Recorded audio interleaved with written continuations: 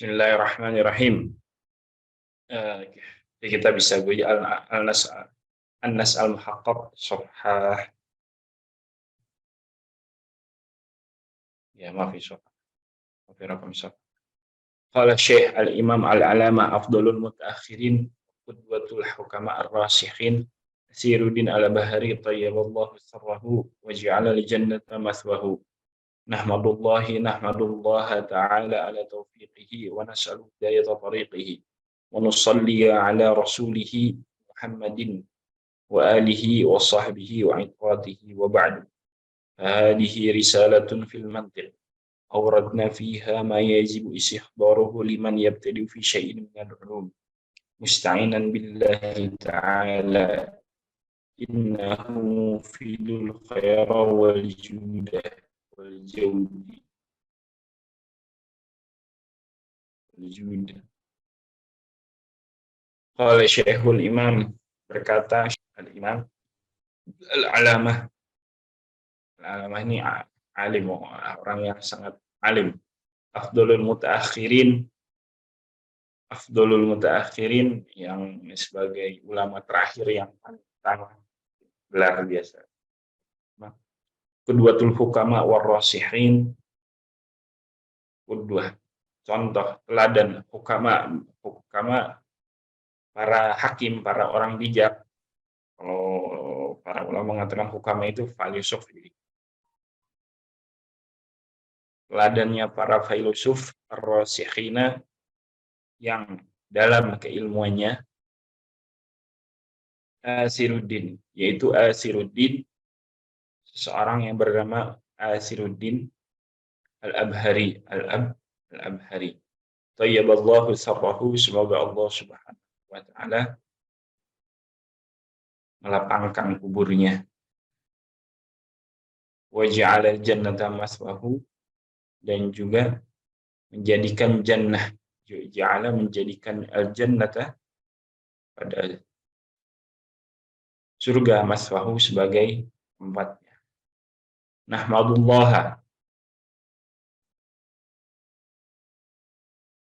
kita memuji kepada Allah Subhanahu wa ta'ala, segala puji bagi Allah Subhanahu wa ta'ala, atau kita menetapkan pujian kepada Allah Subhanahu wa ta'ala, ta'ala yang luhur, ala taufiqihi, atas taufiqnya, wa nas'aluhu, dan kita juga meminta kepada Allah Subhanahu wa ta'ala hidayat tariqihi, tunjuk jalannya, wa nusalli, wa nusalli ala rasulihi, dan kita bersalawat kepada Nabi, kepada Rasul Allah Subhanahu wa ta'ala Muhammadin, yaitu Nabi Muhammad sallallahu alaihi wasallam, wa alihi, dan juga kepada keluarga Rasulullah sallallahu alaihi wasallam, wa sahbihi, dan juga kepada para sahabat Rasulullah sallallahu alaihi wasallam, wa itratihi, dan juga keturunannya Nabi Muhammad sallallahu alaihi wasallam. Wa ba'du. Fahadihi risalatun, dan ini adalah sebuah risalah, fil mantiqi, di dalam ilmu mantiq. Kenapa di sini Dr. Asiruddin al-Bahari, Dr. Asiruddin al-Bahari menggunakan kata risalah, karena memang ini sedikit ya. Jadi kalau sebenarnya kalau ilmu itu kenapa ada istilah risalah seperti itu, karena misalkan dalam warakat, kenapa disebut warakat, karena ya itu dia, aslinya ilmu itu kalau dikumpulkan dalam sebuah kata gitu ya, dalam sebuah kata itu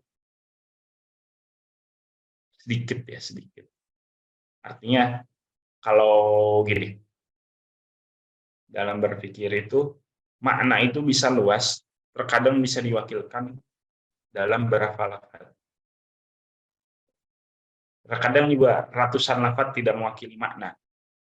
Tapi dalam hal ini, ketika para ulama yang sangat alim, yang sangat pintar itu mampu menggabungkan dua kutub ini, yaitu lafaz dan makna, akhirnya kita di dalam setiap funun itu mampu menikmati keilmuan itu melalui sebuah risalah atau matan, yang mana matan itu lafadz sedikit tapi maknanya luas. Dan kita juga biasanya kalau dalam matan itu kemampuan memilih kata-katanya itu mampu mewakili makna luas dari sebuah keilmuan. Misalkan saja kalau kita belajar matan Abu Suja, itu fikih Syafi'i sempurna itu dari awal sampai akhir. Bisa diringkas di dalam sebuah matan yang sangat latif ya, sangat kalau dikumpulin sedikit lah, kalau dikumpulin kertas F4 gitu ya, sedikit. Paling 2-3 halaman. Kemudian mantik juga sama seperti itu. Mantik juga sama seperti warokat lah. Kalau dia diperluas, lafadznya akan luas. Kalau dia diringkas juga akan ringkas. Di sini Al-Imam Asy'ari dan Al-Bahari meletakkannya dalam sebuah risalah. Sebuah risalah yang terkenal yaitu namanya Isaguji. Jadi kenapa disebut risalah? Karena kemudahannya ya. Auradna fiha. Ini menjelaskan atau kami menyebutkan di dalamnya ma yajibu istihdaruhu, sesuatu yang wajib bagi seseorang untuk istihdar, untuk tahu, untuk mengetahui. Kalau saya sebutkan kemarin itu seperti ini. Ilmu itu ada sesuatu makna-makna yang Anda harus hafal. Sebenarnya hafal itu bagian daripada kefahaman. Jadi bahasanya, jadi dalam keilmuan itu adalah Anda harus paham puncaknya gitu ya. Cuman sampai titik kepahaman Anda itu harus istihdar. Kemudahan dalam memahami ilmu itu adalah dengan cara ulama yang paling mudah adalah dengan kita menghafalkan matan. Biasanya kalau di Indonesia itu mantik itu yang pertama dihafalkan itu adalah kitab Sulam Munawwarah atau Sulam Murawnak. Ada 2 versi ya, Sulam Munawwarah. Sulam Munawwarah. Auradna fiha ma yajib istihdaruhu. Jadi kalau dalam ilmu Anda yang pertama seharusnya kewajiban bagi Anda adalah paham. Tetapi biasanya kepahaman itu ada kusur, ada kelemahan. Atau Anda itu tidak mampu untuk menjelaskan banyak hal ketika Anda itu tidak hafal gitu. Akhirnya para ulama mewajibkan hafal. Makanya Thariqatul Ikhtisar Mutun itu menjadi sebuah cara yang mempermudah para thalabul ilm gitu ya. Ketika zaman dahulu itu nggak ada, zaman Imam Syafi'i itu nggak ada matan-matanan gitu. Adanya ya kitab besar ya, mutawalat. Kemudian lahirlah Thariqatul Mutun, syarah, hasyah gitu. Sebenarnya itu adalah cara para ulama untuk mempermudah para thalabul ilm. Kayak di sini Imam Asy'ari dan Al-Bahari menggunakan auradna, kami menyebutkan sesuatu yang wajib. Sesuatu yang wajib, lihat di dalam risalah tersebut sesuatu yang wajib istihdaruhu untuk mengetahuinya. Liman yabtadi'u, bagi orang yang memulai, bagi mubtadi. Jadi biasa kalau dalam ilmu itu ada mubtadi, ada mutawassit, ada muntahi, ada kelasnya, seperti ini Imam Asy'ari mengatakan bahwa Isaguji ini adalah buat orang yang memulai, fi syai'in, di dalam sesuatu minal ulum. Kenapa beliau menyebutkan fi syai'in minal ulum? Ini mah bos murojaat ya. Karena mantik ini sebenarnya adalah khadimul ilm. Jadi dia adalah sesuatu yang ilmu yang bertugas untuk menjadi sebagai khadim, sebagai pembantu. Jadi ilmu mantik itu ilmu yang ditemukan. Ada setiap ilmu, tapi bukan sebagai tujuan, tapi sebagai khadim, sebagai sesuatu yang merapi. Bahasanya seperti ini. Yang namanya mantik itu ilmu kayak apa ya? Kayak kertas dan pulpen lah, seperti itu. Jadi keilmuan itu kan tidak mungkin sulit untuk kita sampaikan kecuali dalam bentuk tulisan. Nah, ilmu mantik itu seperti kertas dan pulpen. Walaupun dia itu tidak disebutkan di dalam dalam kitab wajib bagi orang untuk bawa pulpen dan kitab kalau ngaji, ya gitu. Misalkan kalau Anda mau belajar fikih gitu kan nggak mungkin disebutkan, gitu kan. Tapi kita kalau ketika mau belajar sebuah ilmu, kehadiran pulpen dan kertas itu ya adalah sesuatu yang ya niscaya harus ada. Makanya kenapa ilmu mantik ini ilmu yang kalau dicari-cari di setiap ilmu itu nggak ada. Cuman ilmu lain kalau nggak ada ilmu mantik itu ada apa ya? Ada semacam gap, ada semacam kehilangan. Makanya dulu tuh seperti ini. Ada cerita. Kenapa madrasatul dalam ilmu nahwu itu kan ada dua madrasah ya, ada madrasah Basrah, ada madrasah Kufah. Kenapa yang sampai hari ini menang itu adalah madrasah Basrah? Karena salah satu kehebatan dari ulama Basrah itu adalah mereka mampu mentertibkan masail mereka, pikiran nahwu mereka dengan ilmu nahwu. Ketika mereka mampu mentertibkan atau meruntutkan keilmuan mereka dari syawahidnya, dari definisinya, dari taksimnya semuanya, dari syajaratul ma'rifnya kalau kita katakan tasjirnya, diagramnya, itu menyebabkan madrasah Basrah ini menang sampai hari ini. Jadi kebanyakan dari kita ini adalah nahwunya ilmu Basrah. Karena logika yang ditampilkan oleh madrasah Basrah dalam itu lebih mampu dicerna siapapun, karena apa? Logikanya runtut, karena menggunakan metode dalam penyampaiannya itu, dalam penjelasannya dengan ilmu mantik. Salah satunya bahwa ilmu mantik ini ilmu yang walaupun kalau dalam bahasa ini diambil dari non-muslim, daripada peradaban Yunani lah, atau peradaban lainnya, kan tetapi sebenarnya ini adalah sebuah ilmu yang ada di dalam diri manusia. Kalau saya itu bilquwah ya, potensinya ada. Potensinya ada. Artinya dia itu tidak sesuatu yang Anda tidak bisa lepas dari namanya mantik.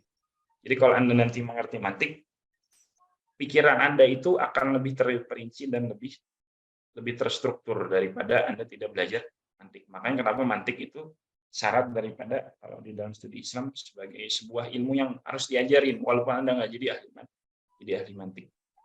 Jadi kalau mantik itu sebenarnya tidak ada istilah ini ilmu kafir, ini ilmu non-muslim, ilmu apa. Karena saya sampaikan kemarin, mantik itu seperti kalau dalam kaidah ushul fiqh itu malayatim wajib ila bihi fahuwa wajib. Jadi apabila kita ingin merapikan keilmuan, merapikan pikiran, atau menstruktur pikiran kita dalam menyampaikan ke orang supaya mudah dipahami, adalah dengan kita mempelajari ilmu mantik. Hanya mantik itu kalau dalam sekarang itu sama seperti kita ilmu komputer lah. Sama seperti kita pakai Zoom gitu kan. Zoom itu kan ilmu ya alatnya min sinatil kufar ya, daripada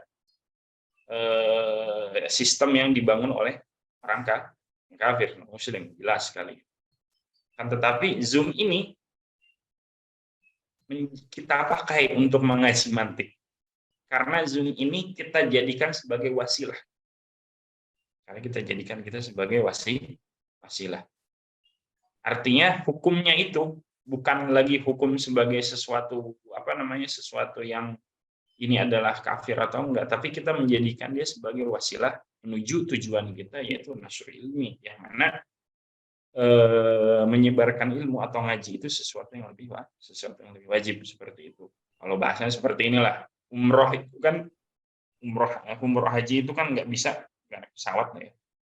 Kalau kita katakan bahwa keilmuan bikin pesawat itu adalah non muslim, ilmu aviasi dan lain-lain, sistemnya semuanya, maka ya umroh ya naik kapal aja seperti itu.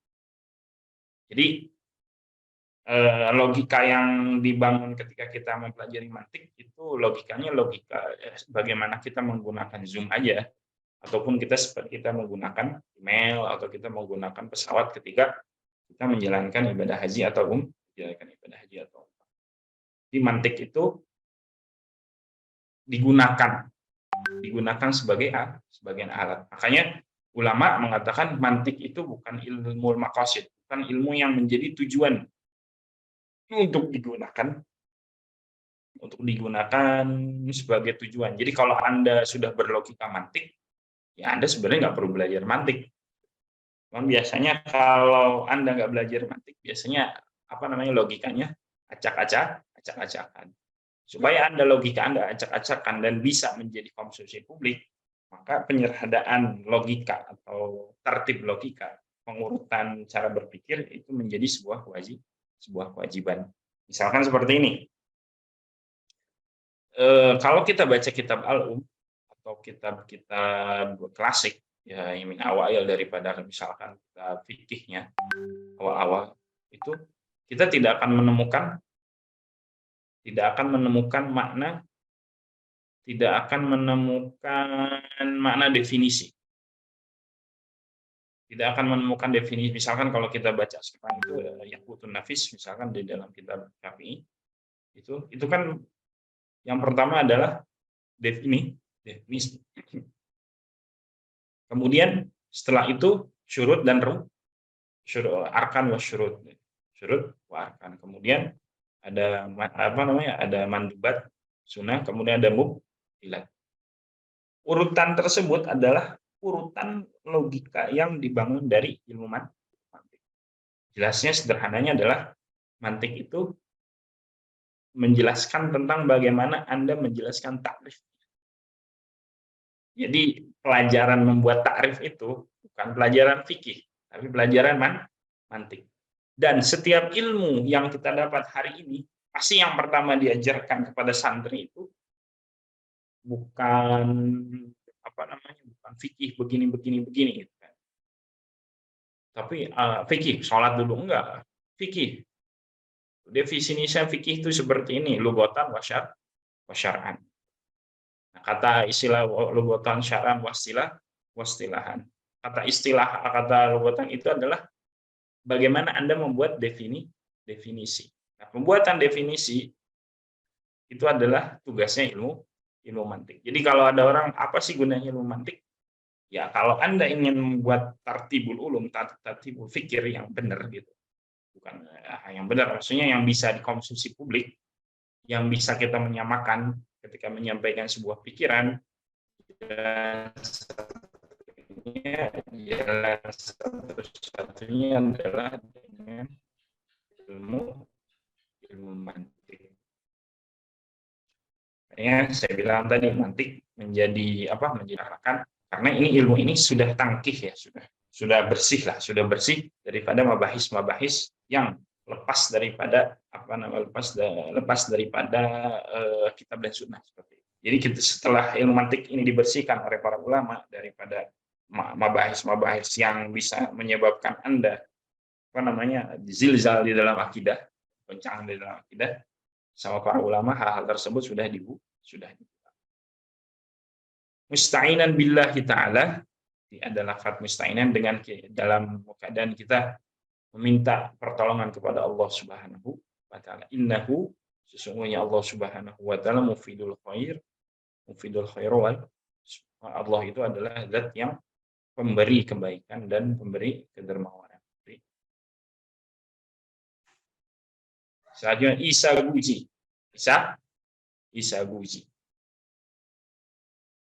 Namanya Masya Allah ya, Isa Guji. Ya, kalau salah satu terjemahan saja ya, saya pakai Isa Guji itu artinya Kuliatul Khams. Kuliatul Khams. Jadi gini, mantik itu bertugas. Mantik itu punya area pikiran, yaitu pikiran. Jadi mantik itu tugasnya adalah hal yang menjaga pikiran. Makanya mantik itu definisi yang saya sebutkan kemarin adalah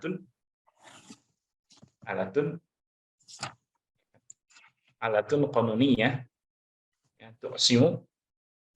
tu'simu dia minal khata'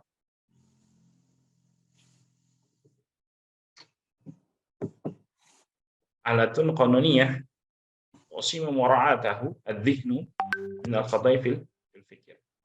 Yaitu sebuah sistem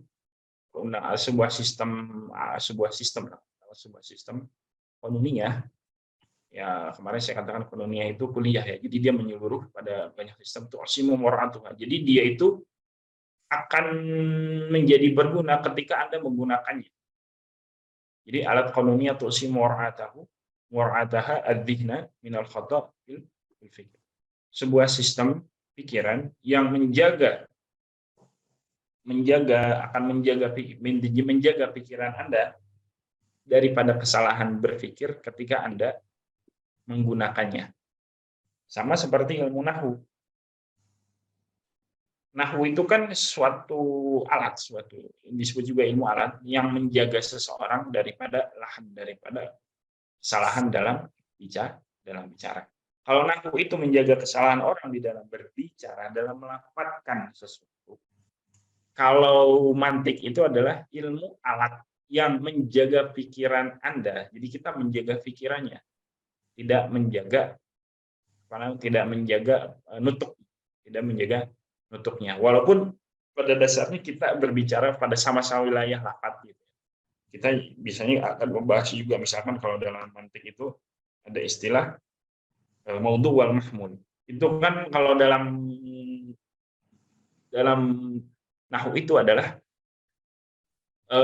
mubtada khobar, musnad dan musnad ilaih. Sama-sama Zaidun qaimun itu juga tuh pembahasan mantik, tapi dari segi yang lain seperti itu. Fenomenanya sama, kejadiannya sama-sama lafaz Zaidun qaimun. Kan tetapi mantik itu menjelaskannya dari sisi yang lain. Kalau di dalam nahwu yang jadi perdebatan itu adalah harokat akhirnya.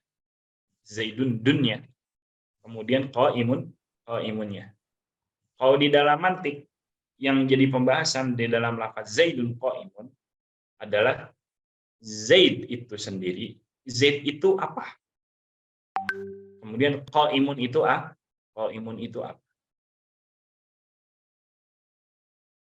Kemudian kenapa Zaid itu bisa ditempelkan ke lafaz qaimun? Jadi gampangannya kalau kita berangkat bagaimana berpikir mantik adalah ketika kita melihat kata lafaz Zaidun qaimun, tugasnya mantik adalah menjelaskan Zaidun qaimun. Zaidun itu Zaid ya. Nah, mantik itu harus menjelaskan Zaidun itu mahwa atau manhwa. Mahwa. Zaid itu apa? Zaid itu apa? Itu tugasnya mantik yang mana ada di pembahasan tentang definisi kalau dalam bahasa Indonesia ataupun dalam bahasanya adalah ta'rifat. Ta'rif. Apa itu? Zaid itu apa? Nah, itu tugasnya mantik. Kalau nahwu nggak ada urusan. Kemudian juga mantik itu tugasnya apa? Qaimun. Nah, yang membuat definisi apa itu berdiri itu adalah tugasnya mantik. Nah, kemudian ketika kita melihat lafaz Zaidun qaimun juga, kenapa lafaz Zaid bisa nempel ke lafaz qaimun? Nah, kata menempelkan lafaz Zaidun ke qaimun itu di dalam di dalam nahwu itu kan kita belajar tarkibat. Kita membuat kalam. Nah, kalau di dalam mantik itu kenapa lafaz qaimun itu ditempelkan ke Zaidun? Penempelannya itu apakah penempelan negatif? Artinya misalkan Zaidun laisa biqaimin, Zaid itu enggak berdiri atau Zaid itu berdiri. Nah, pembahasan kita mantik adalah Zaid itu berdiri atau Zaid itu tidak berdiri. nggak ada hubungannya dengan kita ngurusin Z itu lafadz Zaidun tadi yang harokat marfu'nya, ataupun Z laisa biqaimi atau Z itu nggak berdiri. Itu nggak ada hubungan tentang i'rabnya, tapi kita hubungannya apakah Z itu berdiri atau tidak, seperti itu. Jadi mudahnya sebenarnya satu kejadian, tapi alat, kalau bahasa kerennya pisau analisanya beda. Makanya mantik saya katakan tadi adalah sebuah ilmu. Isaguji itu kuliatul khams. Maksudnya kuliatul khams gini. Mantik diambil dari definisinya adalah dari kata mantik. Nutuk ya. Nutuk ini kalau kita katakan adalah biasanya gini, natik itu biasanya orang itu menyebutnya sebagai bicara ya, sebagai bicara. Iya. Mantik itu adalah ilmu yang di dalam jiwa bahasanya. Jadi mantik itu mantik yang di dalam jiwa. Kayak disebut berpikir. Nah, ada juga mantik yang itu, yang nahwu tadi, yang mengucap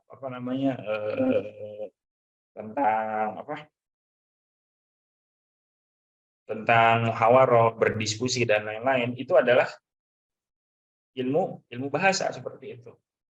Ilmu bahasa. Tapi mantik itu adalah ilmu yang urusannya dengan ilmu dengan pikiran.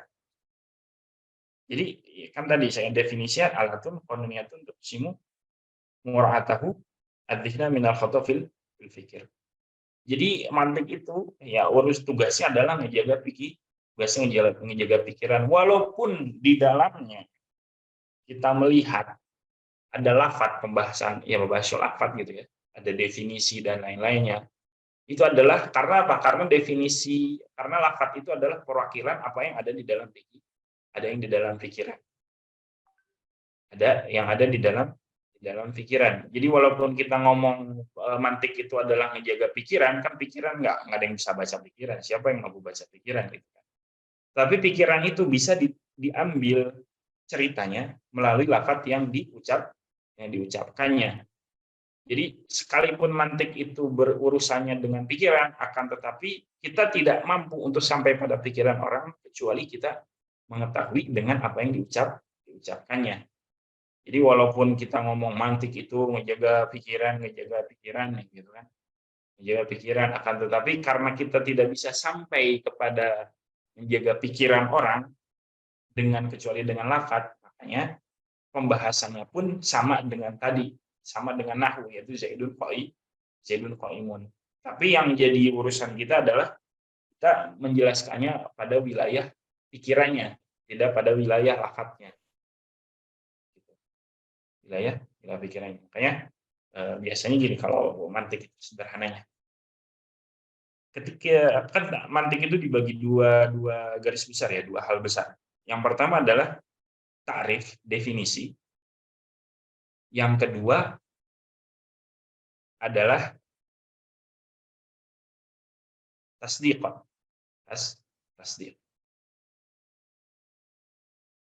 Dalam berpikir sebenarnya ketika kita menemukan sebuah fenomena, pasti pertanyaan dalam kita ada dua. Mahwa, apa itu?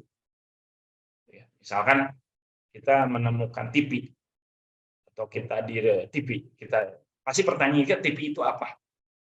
TV itu apa? Seperti itu ya. Jadi kalau kita ngeliat TV, oh TV. Ya. Tugasnya mantik itu adalah bagaimana TV itu didefinisikan dalam sebuah lafaz. Makanya bisa saja kita membuat sebuah definisi TV. TV itu adalah alat, ya kan? Alat yang kalau diberikan listrik akan timbul gambar. Oh, jadi alat kalau disambungkan ke sumbernya akan timbul gambar bergerak, seperti itu. Kita tambahkan juga gambar bergerak. Walaupun kita sudah bisa melihat bentuk TV, kalau seandainya TV itu tidak bisa dimahsus, tidak bisa dipegang. Kalau TV itu dia dipegang kan itu ruwet ya. Tapi karena kita sudah biasa melihat TV, seolah-olah TV itu nggak perlu didefinisikan. Sama seperti itu juga. Ketika kita banyak hal di dalam kehidupan ini yang bersifat makna gitu, yang nggak bisa terlihat jelas di hadapan kita, sedangkan kita mau tahu hakikat tersebut. Misalkan seperti ini, kita kan selalu ngomong hadas ya, hadas ya, hadas besar, hadas kecil. Kita ngomong aja kalau kita lagi belajar fikih. Ini masalah kan kita nggak tahu hadas itu bentuknya kayak apa ya. Nggak tahunya kalau kita kentut, kita kudu wudu seperti itu ya. Padahal barang hadas itu nggak kelihatan. Tapi kita menyatakan bahwa hadas itu ada. Nah, secara pikiran hadas itu ada, tapi secara kenyataan hadas itu tidak terlihat. Nah, supaya kita sampai pada makna hadas, kita bisa menjelaskan kepada orang apa itu hadas. Maka itu adalah tugasnya definisi atau takrif seperti itu. Hanya hadas itu disebutkan apa? Sesuatu yang mencegah seseorang daripada ibadah. Sederhananya seperti sesuatu. Artinya sesuatu itu dia bisa ada secara gitu, ada secara pikiran atau ada secara kenyataan. Kalau seandainya ta'ammul mantik, kita menjelaskan tentang hadas kesulitan. Hadas ada nggak? Ada. Mana hadas? Nggak kelihatan gitu.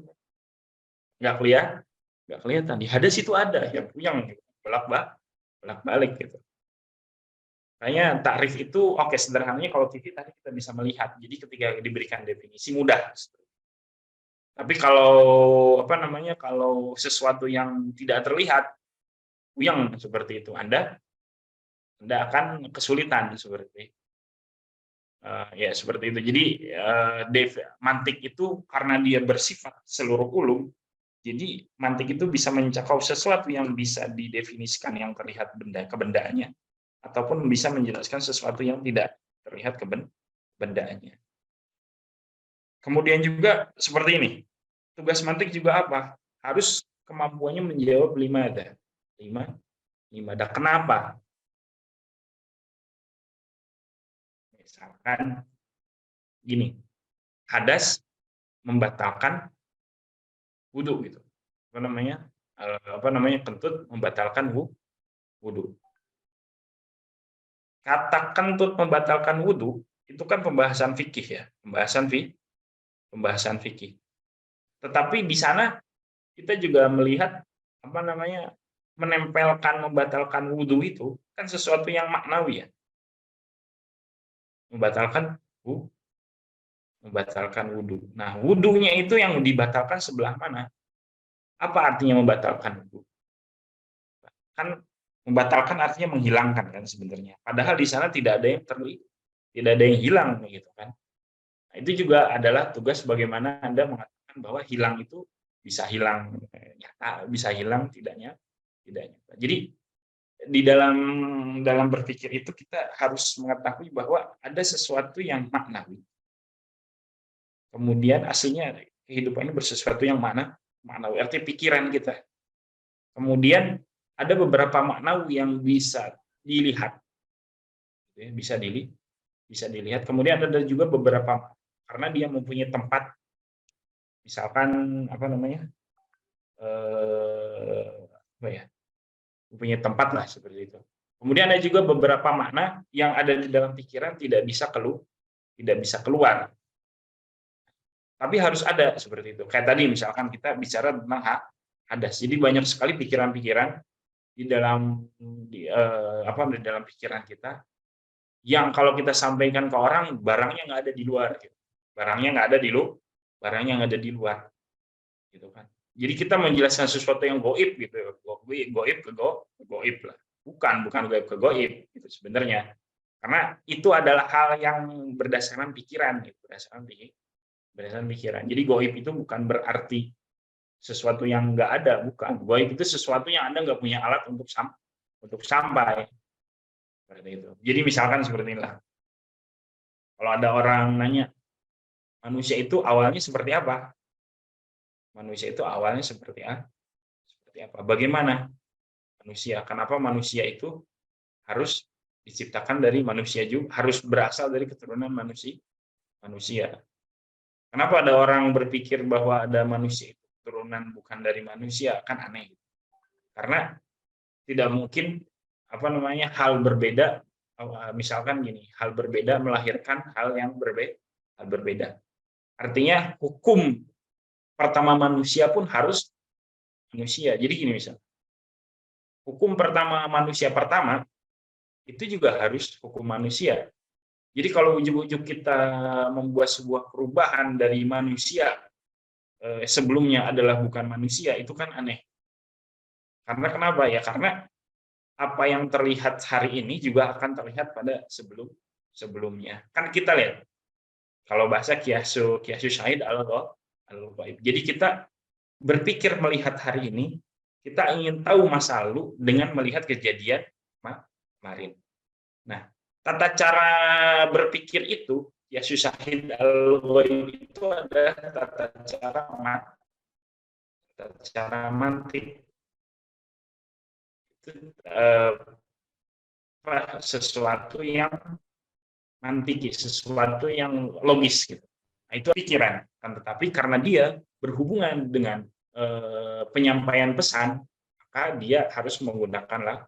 Makanya di sini Imam As-Sirrin Al-Bahri isaguji. Apa itu isaguji? Al-lafdhu ala dal.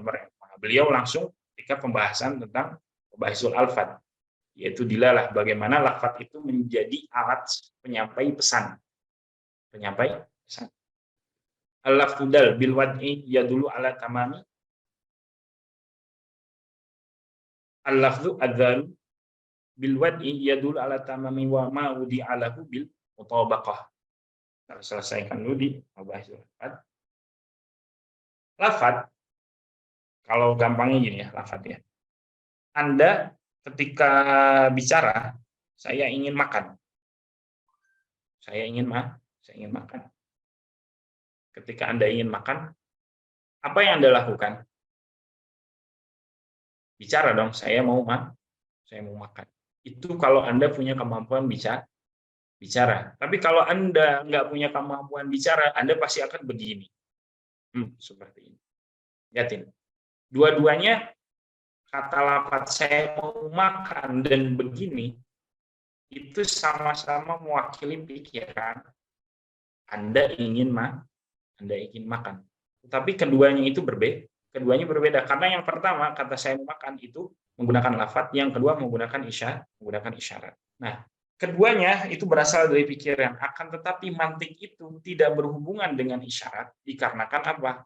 Karena ada kusur, ada ada kelemahan di dalam isyarat, yang mana isyarat itu tidak bisa distandarkan. Makanya mantik itu diwakilkan oleh lafaz yang distandarkan. Seperti itu. Insya Allah saya kira jangan banyak-banyak dulu, santai dulu ya, karena mukadimahnya sudah. Saya kira kalau ada pertanyaan silakan. Nanti apa ada yang perlu dipertanyakan?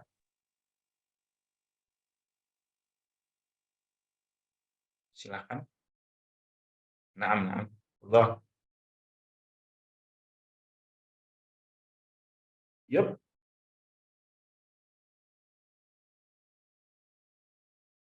Ya. Ya, nggak apa-apa, aman. Bersih.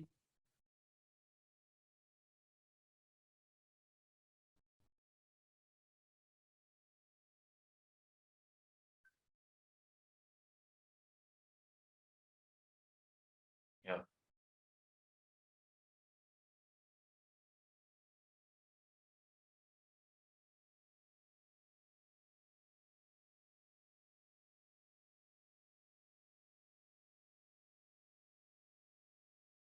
Ah,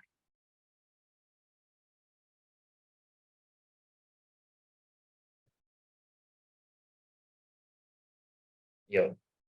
Sudah. Oke. Tadi pertanyaan. Bentar ya. Saya pindahkan dulu. Perbedaan antara ilmu mantik dan ilmu kalam. Sebenarnya ilmu kalam ini ya ada khilaf lah. Ada khilaf besar di sana. Gampangnya seperti ini. Jadi dulu itu ketika awal Islam, ya Islam itu sederhana ya, bahasa Islam itu sederhana. Orang itu nggak ngebahas Tuhan itu di mana, Tuhan itu siapa yang menciptakan gitu lah. Simpelnya seperti itu. Jadi awal-awal Islam itu tidak ada pertanyaan yang ruwet.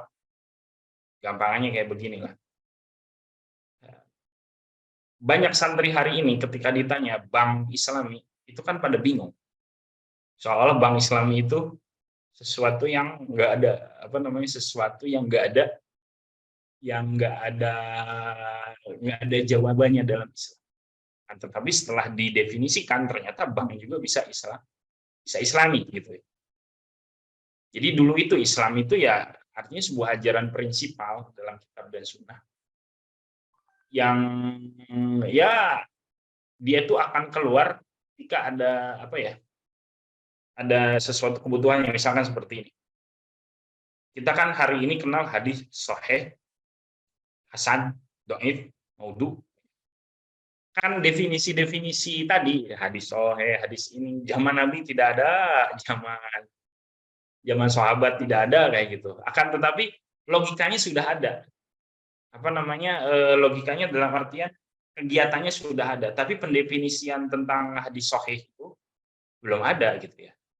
Sekarang kan orang ketika ngomong hadis sahih itu kan harus ada pendefinisian dulu gitu kan. Pendefinisian baru hadis itu dinyatakan sahih. Jadi nggak asal ujuk-ujuk keilmuan itu jadi ya. Jadi dahulu itu ketika awal-awal Islam ini masih dalam bentuk sesuatu garis gambaran besar yang itu dia belum terperinci. Mudahnya seperti ini, kita sekarang berantem ribut maqasidus syariah. Nabi itu nggak pernah ngomong maqasidus syariah. Kemudian juga jangankan Nabi itu, zaman sahabat aja nggak ada, zaman tabiin aja nggak ada. Ataupun kita zaman A'immatul Arba'ah, di zaman 4, kata maqasid itu nggak ada. Tapi sekarang gitu, di Jamiah Islamiyah di semua universitas Islam pembahasannya atau tentang maqasidus syariah. Nah, pertanyaannya maqasid syariah, kemudian juga mantik dan lain-lain, itu ilmu kalam, itu sebuah ilmu yang ada atau enggak sebelumnya. Apakah ilmu itu baru, ilmu itu buatan-buatan gitu, ujuk-ujuk kita bikin rame gitu ya, ilmu maqasid, ilmu ushul fikih, ataukah sebuah ilmu yang dirumuskan berdasarkan Quran dan Sunnah gitu. Kalau kita menuduh sebuah ilmu itu tidak ada di dalam Quran dan Sunnah sama sekali, misalkan ilmu ushul fikih, ilmu ini, karena apa di zaman Rasul nggak ada, kamu harus belajar ushul fikih, kalau nggak kamu nggak ngerti fikih, kan nggak juga. Tapi kita bisa menemukan logika ushul fikih, misalkan nasikh wal mansukh, kita menemukan amal khaas, kemudian kita juga menemukan mutlak muqayyad, itu di dalam kegiatannya para sahabat di dalam beristihad. Akhirnya hal tersebut dirumuskan sama ulama menjadi sebuah keilmuan yang runtuh disebut ushul fikih. Nah, ilmu kalam gimana? Kalau kita katakan ilmu kalam ini adalah ilmu yang ngebahas tentang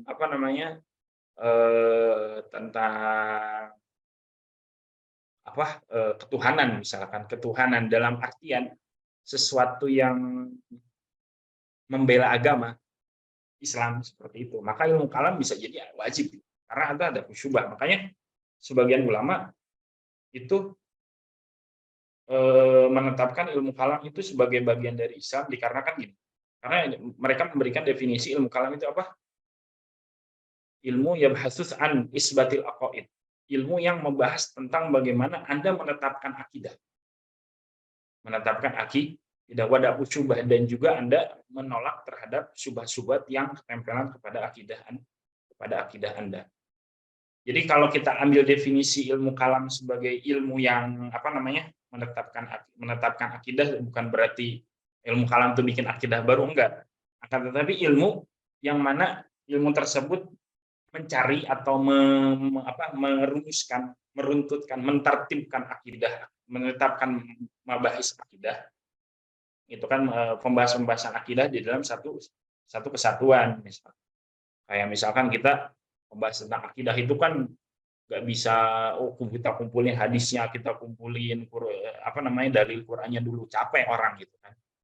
Hari kalau kita mau ngajarin ribet, Qur'annya dulu, tafsirnya dulu, nanti dijelasin gitu. Nah, karena ribet itu kita tarbit, maka dibuatlah sebuah ilmu namanya ilmu kalam seperti itu biasanya. Jadi ilmu kalam kalau kita ambil definisi itu ya. Nah, terus hubungannya dengan ilmu mantik apa? Pertama seperti ini. Rata-rata orang yang belajar ilmu mantik atau belajar itu, kenapa mantik itu dipelajari? Salah satunya adalah dia sebagai mukadimah terhadap ilmu kalam. Karena gini, ilmu kalam itu adalah pembahasan tentang apa ya?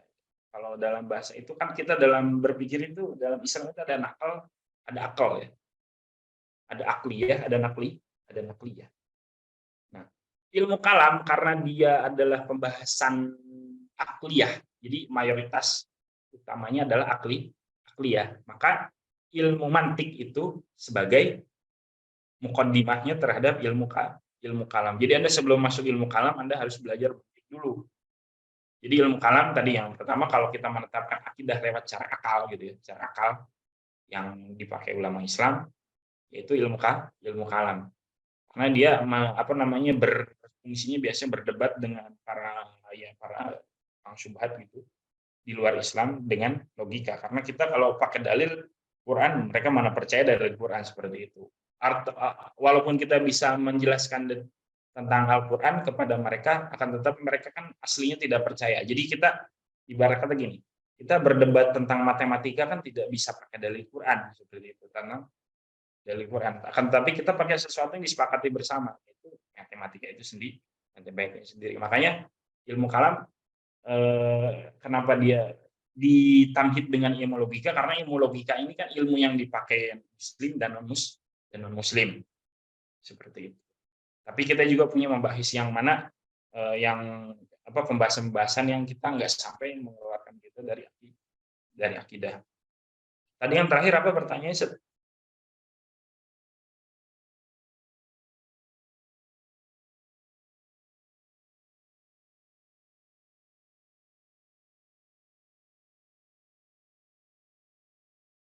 Gampangnya gini, Sat. Kalau bahasa Inggris itu kategori sih. Apa itu kategori? Jadi kan tadi saya ngomong ya, mantik itu ada kata mahua, Sat ya, mahua, definisi. Jadi kan gini, kalau kita membahas tentang mantik itu kok Z gitu, Z itu apa? Z itu apa? Kalimat Z itu apa? Apanya ini? Apa? Z itu manusia, hewan, binatang, apalagi benda, dan lain-lain. Itu adalah tugasnya ilmu makulat. Jadi kita ngomong gini, di hadapan saya ada gelas. Ada gelas. Mantik ini harus bisa mendefinisikan gelas tadi. Jadi apapun fenomenanya kita harus bisa mendefinisikan. Nah, membangun definisi itu harus lewat kategoris atau harus lewat jenis, dan harus bagaimana gelas ini masuk grup mana nih? Misalkan dia masuk grup benda mati, oke, dia masuk grup benda mati. Ataupun dia masuk grup barang pecah belah gitu, San. Nah, memasukkan kita ke dalam grup barang pecah belah, barang benda mati, ataupun misalkan barang gelas itu barang pecah belah atau barang perabotan rumah, itu adalah tugasnya ilmu makulat, San. Jadi definisikan itu. Jadi ketika kita menemukan sebuah fenomena, kan kita harus menyempitkan makna itu kepada hal yang kita tuju. Kayak tadi misalkan sholat. Sholat itu kan dalam definisi Syafi'iyah aqwalun wa af'al, kumpulan pekerjaan dan kumpulan ucapan. Kata ucapan dan pekerjaan itu adalah makulat, ya, jenis sesuatu yang kumpulan-kumpulan makna. Nah, kumpulan makna itu adalah kumpulan makna yang ada di kepala.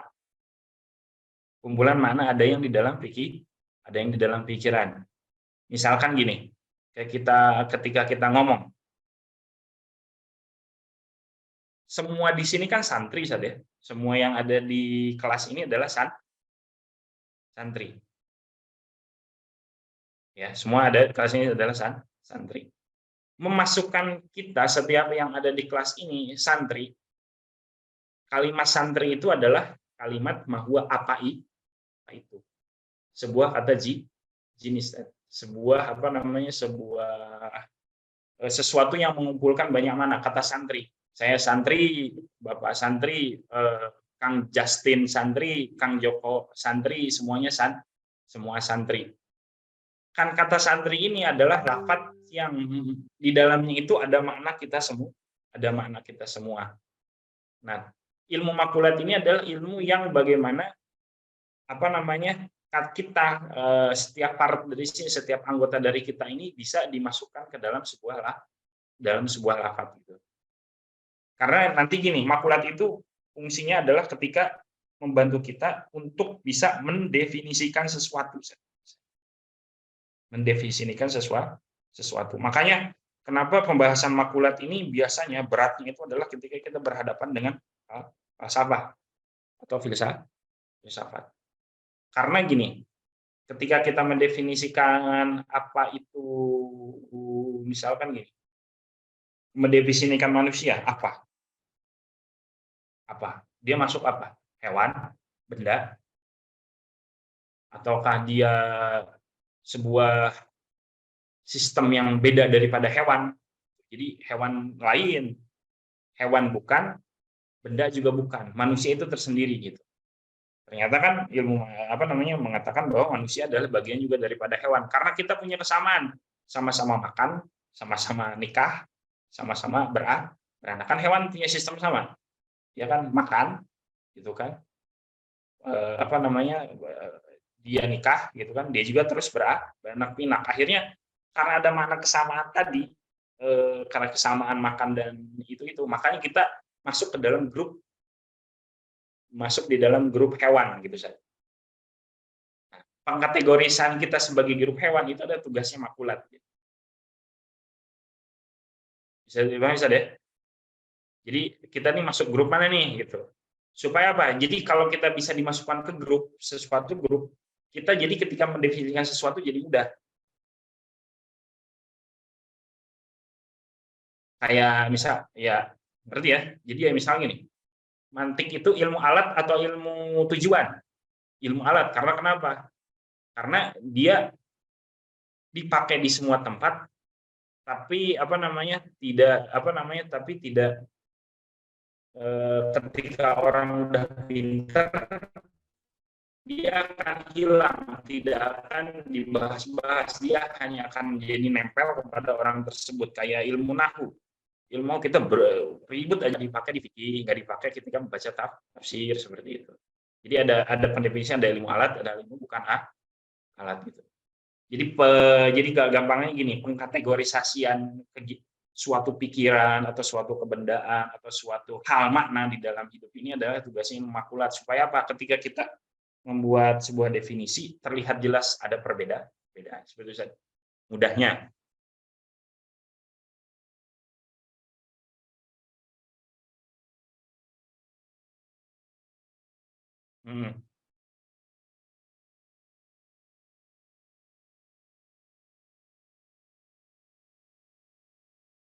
Ya sebenarnya ya memang dia khodimul ulum, tapi gini, karena mantik itu berlogika ya, jadi ibarat kata berlogika itu tidak semua orang mampu berlogika.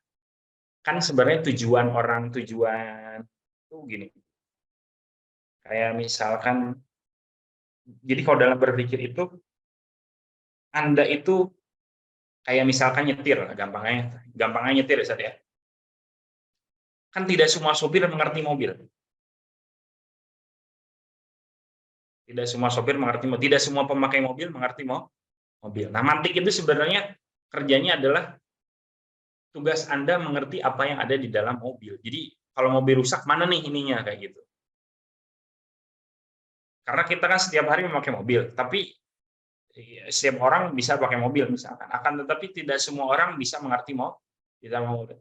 Artinya orang mau ngerti mobilnya atau mau cara nyetirnya, kan kebanyakan orang itu maunya nyetirnya, bukan tahu mobilnya.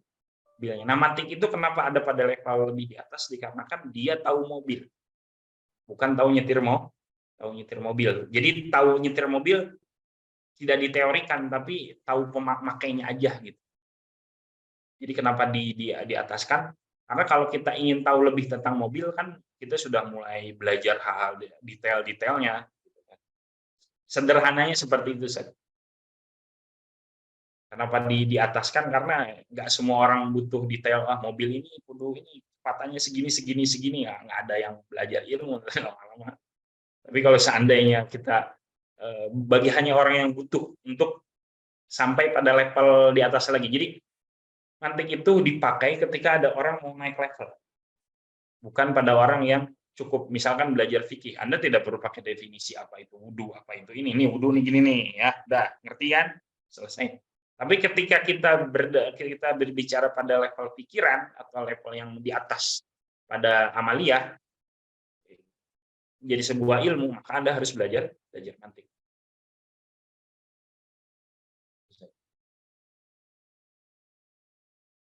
Saya kira tapi di hadal yaum insyaallah saufa nuwassil darsana fi usbu'il qadim insyaallah. Apa? Pertanyaan apa? Udah dicek. Oh ya, apa pertanyaannya? Bocor suaranya.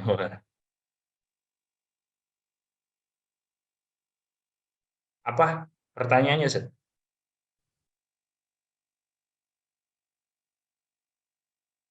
Ada pertanyaan lagi, Ustaz Agung?